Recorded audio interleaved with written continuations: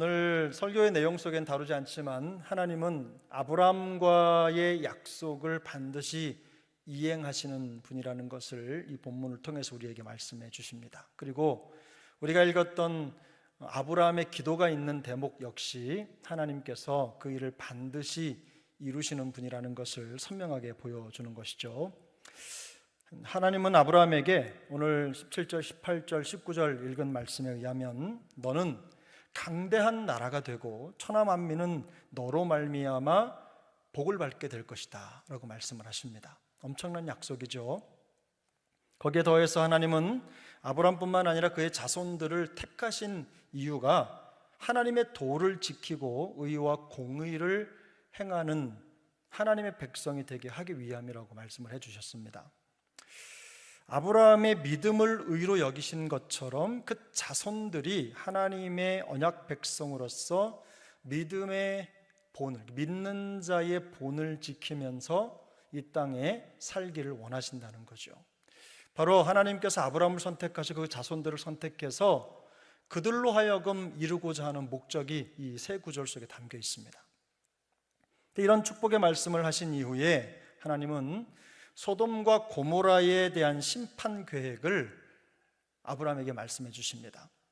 그 내용이 20절 이하부터 오늘 18장 마지막 33절까지 이어지는 내용입니다.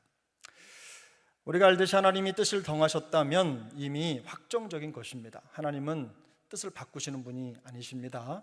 하나님은 완전하시기 때문에 한번 뜻을 정하시면 반드시 그 뜻을 이루시는 분이시죠. 이 확정적인 사실을 하나님은 아브라함에게 알려주십니다. 그리고 이것이 오늘 아브라함이 하나님께 드리는 소돔과 고모라를 위한 중보기도의 계기가 됩니다. 소돔과 고모라의 심판을 두고 하나님과 아브라함 사이에 꽤 긴 기도의 대화가 이루어지고 있는 것이죠. 하나님이 소돔과 고모라의 심판 계획을 알려주시고 또 이 계획을 알게 된 아브라함의 간절한 중보 기도로 나타나는 이 기도의 대화가 사실 우리에게 주는 교훈이 있습니다. 내용을 일일이 다 살펴서 말씀드리기는 시간이 많지 않기 때문에 오늘 좀 그 내용들을 여러분이 이미 이 소돔과 고모라에 대한 하나님과 아브라함의 대화를 아신다는 걸 조건으로, 전제로 여러분 다 아시죠? 다 알고 계시죠? 자, 그러면 확인 차원에서 하나님이 의인 몇 명을, 아브라함이 의인 몇 명이 있으면 소돔과 고모라를 멸하지 않으시겠냐고 하나님께 여쭙습니까? 처음에 제가 다 가르쳐 드렸죠? 그 다음에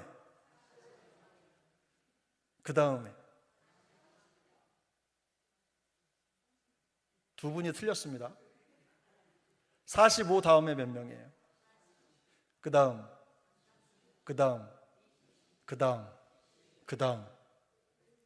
안 물으셨죠? 그 이상은 사실 아브라함의 입장에서는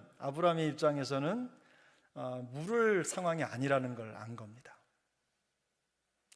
그래서 우리가 본문에 본 대로 하나님은 하나님 길로 가시고 아브라함은 자기의 길로 갑니다. 이게 오늘 장면의 마지막이죠. 근데 이 장면이 우리에게 주는 교훈이 있어요. 굳이 다 알고 있는 사건을 하나님은 완전하시고 이미 하나님의 계획을 바꾸실 의향도 없으실 뿐만 아니라 분명히 이루실 일을 아브라함에게 너는 복의 근원이 될 것이고 너를 통해서 천하 만민이 복을 받을 것이다. 너뿐만 아니라 너의 자손을 통해서 이 놀라운 역사가 나타나고 내가 너희를 부른 것은 세상 가운데 내 자손이 하나님의 백성인 것을 또 믿는 자의 본이 되도록 하려 합니다 라고 하는 엄청난 계획을 밝히시고 그게 반드시 이루어질 것이라는 걸 말씀해 주셨어요. 그리고 다 결정된 일을 아브라함에게 말씀해 주시죠. 물론 이 시점에서 아브라함은 소돔과 고모라가 그렇게 참혹한 죄악 속에 있다는 것을 알지 못했겠죠. 아브라함의 기도대로 그 속에 과연 그 엄청나게 많은 사람들 중에 50명의 의인을 찾지 못할까? 이건 너무나 쉬운 문제라는 거였어요. 그런데 아브라함은 바로 그때 그 순간부터 자기의 생각과 하나님의 결정 사이에 있는 그 괴리 때문에 사실은 중보기도를 시작합니다. 하나님의 계획을 알았다면 아마 이 자리에 앉지 않았을 수도 있어요. 하나님이 어떤 분인지 아니까. 그런데 하나님의 말씀을 듣고 아브라함의 마음속에 과연 그 속에 의인이 있는데도 불구하고 하나님이 진노하시고 그 심판하실까라고 하는 생각을 갖게 한 거죠. 그래서 아브라함은 어쩌면 두 가지일 수 있어요. 하나님이 그 상황을 모른다고 생각했던가, 아니면 기도하면 하나님이 생각을 바꾸실 수 있으려나, 혹은 여러 가지 가능성이 있겠죠. 그러나 적어도 이 본문은 우리에게 그걸 말해주기보다는 적어도 이 본문을 통해서 우리에게 주는 교훈은 그겁니다. 하나님은 우리가 중보하는 중보 기도자가 되기를 원하신다는 거예요. 우리를 중보 기도의 자리로 초청하시는 말씀입니다. 하나님의 관점에서 보면 말씀드린 대로 소돔과 고모라에 대한 심판 계획은 바뀌지 않습니다. 아브라함이 아무리 간절하게 긴 기도를 드린다고 해도 모든 것을 아시는 하나님께서 세운 계획, 그 완전한 계획이 바뀔 리가 없습니다. 계획대로 진행이 될 겁니다. 그럼에도 불구하고 이 사실을 알리신 이유는 바로 언약의 당사자인 아브라함이 의인으로서 불의한 세상을 위해서 기도하게 하시는 거예요. 아브라함의 그 위치, 하나님의 대리자로서, 하나님의 백성의 대표로서 이 세상 가운데 살아가는 아브라함이 이 세상 속에 살면서 해야 할 가장 중요한 일입니다. 중보기도. 소생 가능성이 없다는 것은 사실은 철저하게 하나님의 입장에서 본 시각입니다. 소돔과 고모라가 소망이 없다, 기대할 것이 없다라고 하는 것은 하나님의 관점이에요. 근데 아브라함은 아직 소돔과 고모라의 정확한 그런 상황을 모르고 있는 거죠. 그래서 그는 하나님의 자리에서 하나님의 판단을 나의 판단인 것처럼 생각하고 확정지어 그들을 정죄하고 심판에 동의하는 게 아니라 세상을 위한 복의 근원으로 세움받은 자기의 위치에서, 복의 근원인 자기의 자리에서 소돔과 고모라를 바라보는 겁니다. 소돔과 고모라를 위해서 기도하게 된 거예요. 이게 복의 문, 복의 통로로서 아브라함의 역할입니다. 결국 하나님의 뜻대로 모든 일이 이루어지겠지만 하나님은 집요한 아브라함의 기도를 들으시고 그가 그 하나님의 뜻에 수긍할 때까지 계속해서 응답하십니다. 아브라함이 드리는 중보기도의 과정을 통해서 믿음의 의인 한 사람을 통해 일어날 그 일들이 어떤 것인지를 분명하게 보여주시려는 거예요. 다시 말해서 하나님의 심판이 계획된 소돔과 고모라는 의인 10사람이 아니라 믿음의 의인 한 사람도 찾을 수 없을 만큼 죄로 가득한 현장입니다. 하나님과 아브라함과의 기도의 대화는 그러나 심판이 아니라 구원을 원하시는 하나님의 심정을 그대로 보여주는 그림입니다. 지금 하나님이 이렇기 때문에 심판한다가 아니라 한 사람이라도 있으면 내가 심판하지 않겠다고 말씀하시는 게 강조점이에요. 죄를 찾으시는 것이 아니라 의인을 찾으시는 겁니다. 이런 계속되는 기도의 과정을 통해서 아브라함은 소돔과 고모라, 즉 세상을 향한 하나님의 심정을 깨닫게 되는 겁니다. 중보기도는 이처럼 마지막 의인 한 사람을 찾으시는 하나님의 심정으로 드리는 기도입니다. 내가 뭔가 의롭기 때문이 아니라, 내가 거룩하기 때문에 중보기도에 동참하는 게 아니라 하나님의 그 심정 때문에 우리가 중보하는 거예요. 이런 중보의 모습은 죄인들을 위해서 중보하셨던 예수 그리스도의 모습을 그대로 담고 있죠. 우리가 아직 죄인 되었을 때에 그리스도께서 우리를 위하여 죽으심으로 하나님께서 우리에게 대한 자기의 사랑을 확증하셨느니라. 주님께서 우리를 사랑하신 방법입니다. 주님은 십자가를 통해서 죄인된 우리의 중보자가 되셨고 그 중보의 본이 되셨습니다. 우리가 알고 있는 대로 중보기도는 결과를 예측할 수가 없습니다. 우리가 중보하고 누군가를 위해서 기도하지만 사실 우리가 바라는 대로 이루어지면 좋겠지만 그렇지 않을 가능성도 얼마든지 있습니다. 그래서 결과를 예측할 수가 없어요. 단지 한 영혼을 향한 주님의 심정으로 끝까지 기도할 뿐입니다. 이게 중보기도입니다. 중보기도는 하나님께 우리의 뜻을 관철시키려는 열심이 아니에요.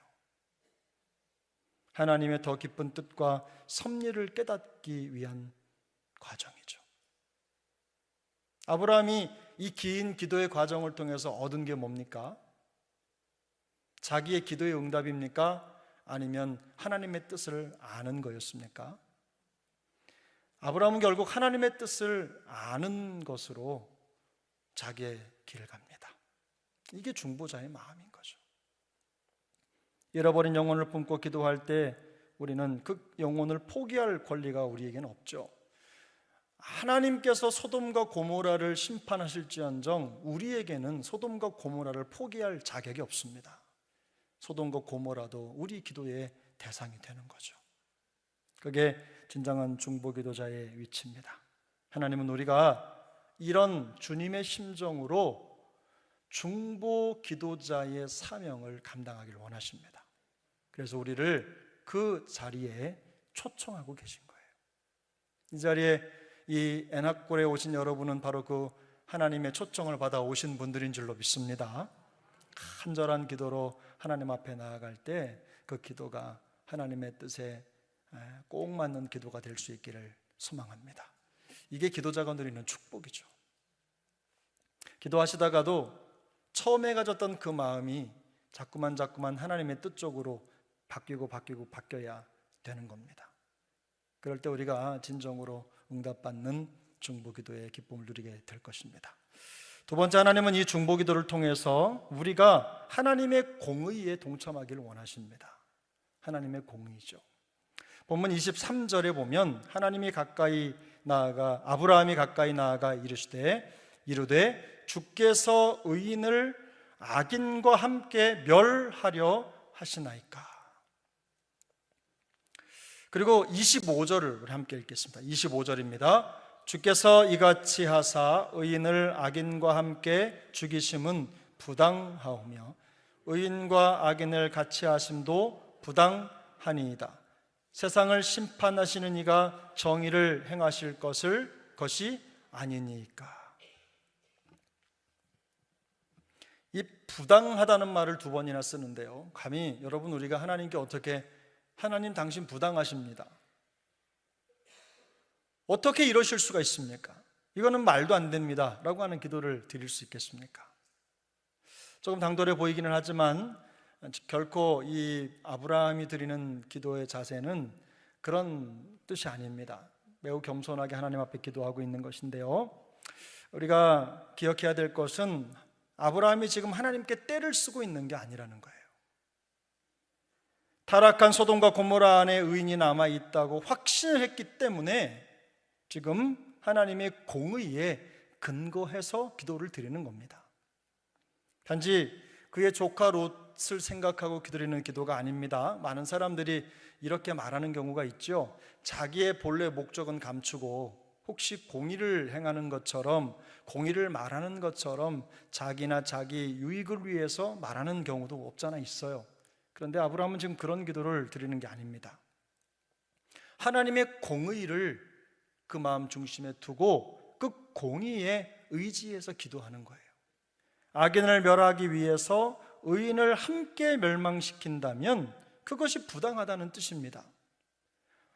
의인을 결코 버리지 아니하시는 하나님의 공의로운 성품에 기대어서 지금 간청을 하고 있는 겁니다. 하나님만큼, 사실 하나님이 알고 말씀하시는 것만큼 아브라함은 소돔과 고모라의 상황을 잘 알지 못하지만 그렇기 때문에 사실 아브라함의 입장에서는요, 충분히 가질 수 있는 생각이거든요. 하나님이 이 일을 이루시는 근거, 우리는 이미 하나님의 말씀을 다 가지고 있어서 하나님은 이렇게 행하시는 분이라는 걸 충분히 알고 있지만, 아브라함의 입장에서는요, 물론 롯도 있겠죠. 그 안에 그 큰 성읍에 의인 50명이, 의인 45명이, 40명이, 30명이 혹은 20명이, 10명이 없어서 그 성을 하나님이 그 의인들을 악인과 함께 다 몰살시킨다는 거 도무지 이해할 수가 없는 거예요. 우리가 기도할 때도 사실 아브라함과 같은 입장에서 기도할 경우가 참 많이 있어요. 근데 뭐냐면 기도라고 하는 게 그렇잖아요. 작은 가능성만 보여도, 아니면 아무런 가능성이 보이지 않아도 하나님께 간구하는 거 아닙니까?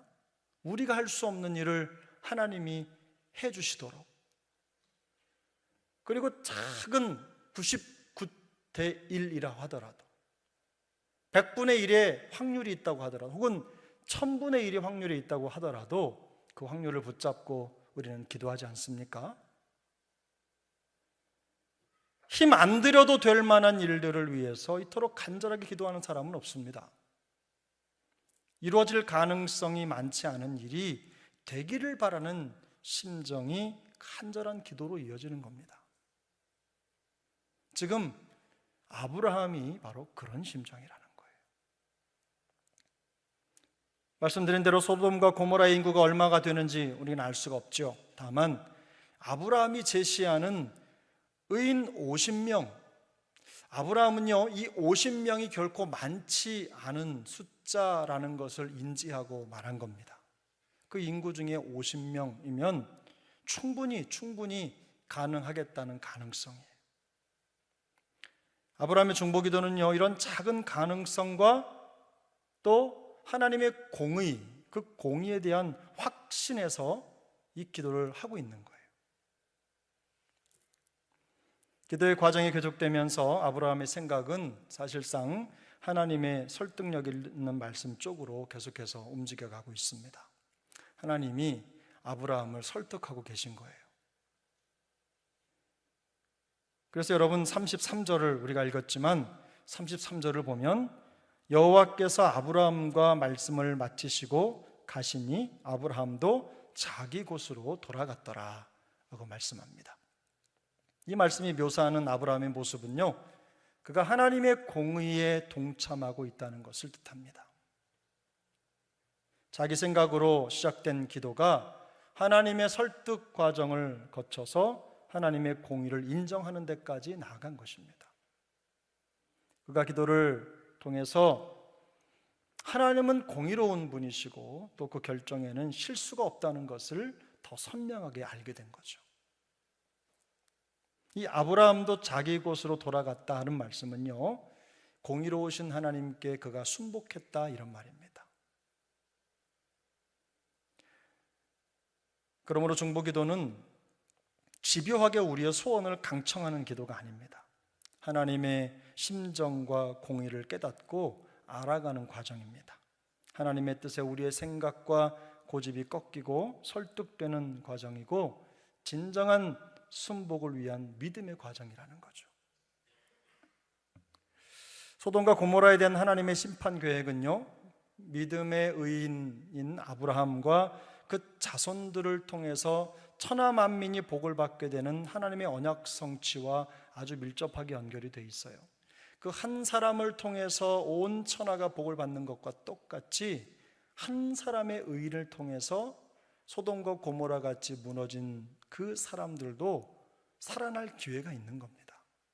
그런데 이 소돔과 고모라의 그 의인의 그 성을 떠받치는 영적인 기둥인 의인들이 없는 거예요. 결국 소돔과 고모라에 대한 심판은 말씀드린 대로 성을 지탱하는 기둥과 같은 의인들이 없어서 심판을 피할 수가 없게 되는 겁니다.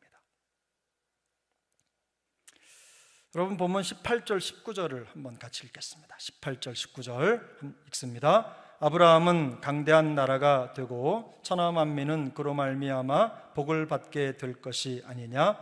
내가 그로 그 자식과 권속에게 명하여 여호와의 도를 지켜 의와 공도를 행하게 하려고 그를 택하였나니 이는 나 여호와가 아브라함에게 대하여 말한 일을 이루려 함이니라. 아멘. 처음에 말씀드린 대로 하나님은 아브라함을 천하 만민을 위한 복의 통로로 사용하시겠다고 말씀을 하셨습니다. 하나님의 말씀을 지켜서 의와 공도를 행하는 그와 그 자녀들을 택하셔서 하나님의 뜻이 계속해서 성취될 것입니다. 계승되겠죠.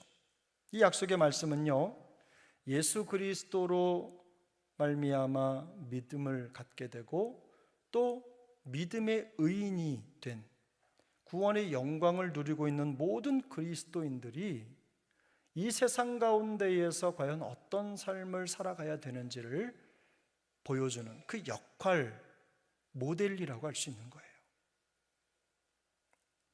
우리 역할은 무엇입니까? 말씀드린 대로 하나님의 뜻을 따라서 이 세상을 위해 중보하는 것입니다. 교회가 기도하지 않으면 이 세상은 무너질 수밖에 없습니다. 교회의 사명입니다. 누가 의인이고 악인인지 우리는 모릅니다. 하나님의 뜻도 다 알 수가 없습니다. 그렇다면 우리에게 남겨진 사명은 기도하는 것입니다. 그 영혼들을 품고 기도하는 거예요. 그게 소돔이든 고모라든 우리의 사명은 그들에게 대해서 부름받은 복의 통로의 사명을 감당하는 거죠. 그 첫 번째 단계가 뭐예요? 기도입니다. 의인을 기억하시고 결코 버리지 아니하시는 하나님의 공의로운 성품에 의지한 기도죠. 내 열심과 내 기대가 아니라 의로우신 하나님, 공의로우신 하나님께 기대어서 그 성품에 기대어서 기도하는 거예요. 우리가 한 가지 기억해야 될 사실이 있습니다. 믿음으로 말미암아 의인으로 인정받은 우리를 통해서 이 세상 천하 만민이 하나님께 은혜를 받을 수 있다는 가능성입니다. 약속이죠.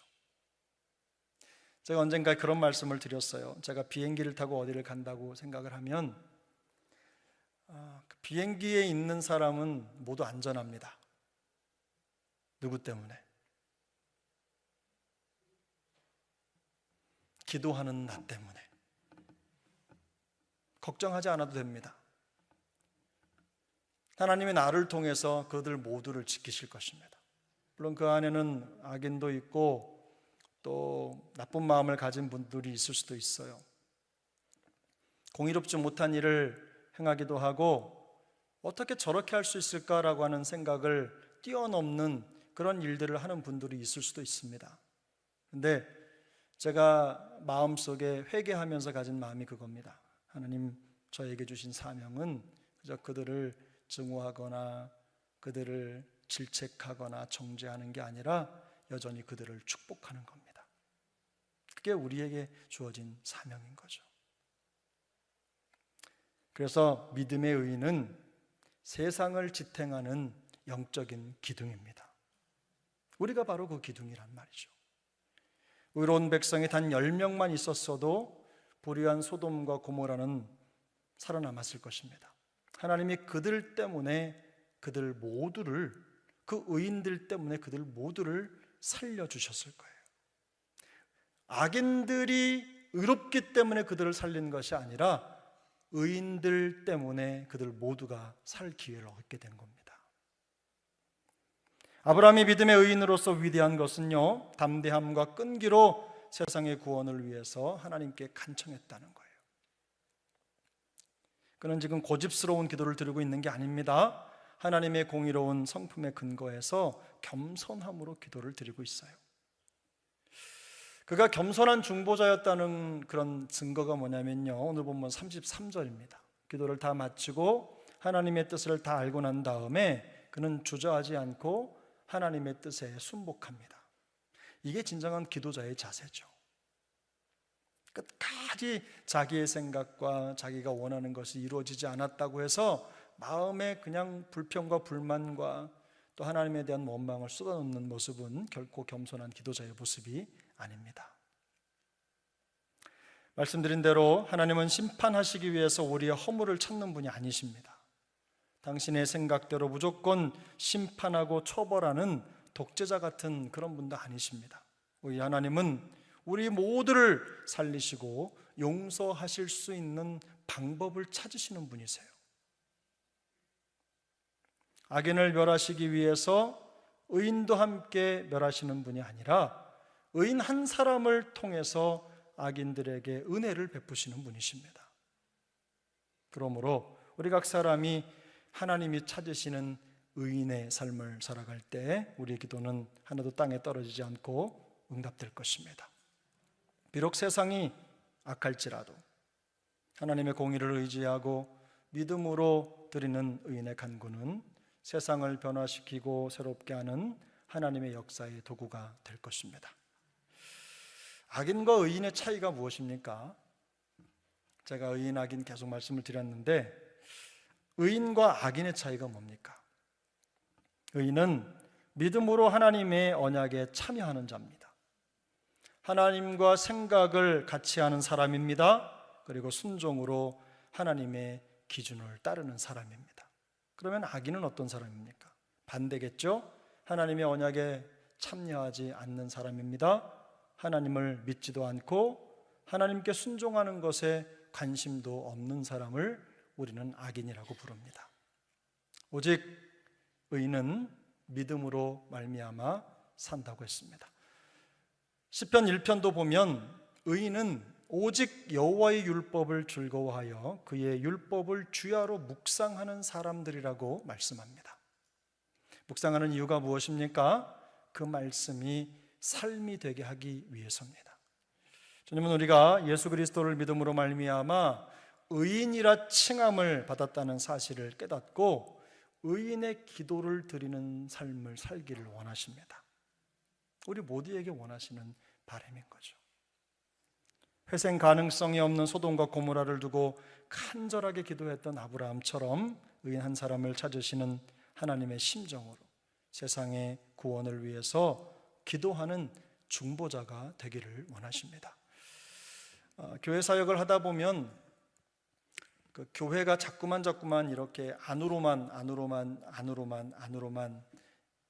오그라드는 교회가 있습니다. 기도회를 해도 내 기도, 우리 가정의 기도, 우리 교회의 기도, 이게 전부인 교회들이 있어요. 그런데요, 교회는 자꾸만 기도를 밖으로 펼쳐야 됩니다. 나를 넘어서, 내 가정을 넘어서, 내 교회를 넘어서, 내 나라와 민족을 넘어서 세계 열방을 품는 기도를 하나님 앞에 드려야 됩니다. 그런 큰 기도를 드리도록 우리를 부르신 겁니다. 우리가 하나님의 공의를 행하고 그 도를 행하며 이 땅, 이 세상 천지 만민의 복의 통로로 부르심을 받은 이유가 거기에 있습니다. 우리는 영적으로 보면 아브라함의 자손들입니다. 아브라함의 그 언약이 우리에게로 계승이 됐어요. 예수 그리스도를 통해서. 그렇다면 우리도 똑같은 기도의 사명을 받은 것입니다. 우리뿐만 아니라, 우리 가정뿐만 아니라, 우리 교회뿐만 아니라, 또 우리나라와 민족뿐만 아니라 세계 열방을 품는 넓은 기도로 진정한 중보 사명자로 설 때 우리를 통해 하나님이 놀라운 일을 이루어 가실 줄로 믿습니다. 우리가 그런 마음으로 귀한 중보의 사명을 감당할 때 여러분 의심하지 마십시오. 여러분은 세상을 지탱하는 기둥이십니다. 우리 때문에 이 세상이 이만큼 살게 된 겁니다. 내가 좀 힘들어도 내가 당당한 이유는 내가 바로 이 세상을 떠받치는 기둥이기 때문입니다. 하나님은 그런 의인들을 통해서 이 세상을 지탱하고 유지해 가시는 것입니다. 십자가의 은혜로 말미암아 의롭다 칭함받은 우리 모두가 다 이런 복을 받아 누리기를 바라고 의인에게 맡겨진 거룩한 중보의 사명을 잘 감당하는 하나님의 사람들이 되시기를 예수님의 이름으로 축복합니다.